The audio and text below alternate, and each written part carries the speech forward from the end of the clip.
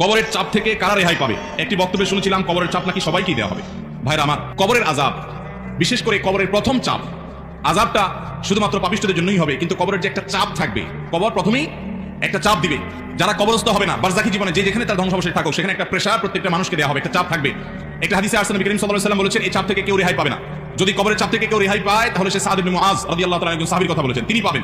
এছাড়া কেউ কবরের চাপ থেকে রেহাই পাবে না। তবে এটা আলমুল গায়বের বিষয়, কেমন হবে সেটা একমাত্র আল্লাহ ভালো জানেন। এটা ঠিক, যারা ঈমানদার তাদের চাপটা হবে সহনীয়, যারা বেঈমান তাদের চাপটা হবে অসহনীয়।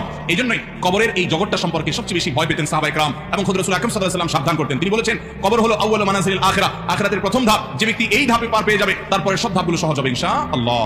অতএব ভাইরা আমার, কবরের এই চাপ থেকে আসলেই কেউই রেহাই পাবে না। এমনকি মুসলমানদেরকেও, ঈমানদারদেরকেও চাপটা দেওয়া হবে, তবে তাদেরটা কাফির এবং পাপিষ্ঠদের চাইতে ভিন্নতর হবে, সহজতর হবে, কিন্তু হবে। সে হাদিস কিন্তু আছে, তার ধরন কেমন হবে সেটা একমাত্র আল্লাহ তাআলা ভালো জানেন। এই জন্যই কবরের এই জায়গাটা নিয়ে আমাদের সবসময় চিন্তা থাকা উচিত, পেরেশানি থাকা উচিত। বিশেষ করে কবরের যে আযাব হবে, সওয়াল জবাব হবে, এগুলো থেকে মুক্ত হওয়ার জন্য, বিশেষ করে আযাব থেকে বাঁচার জন্য আমাদেরকে কিছু আমল করতে হবে।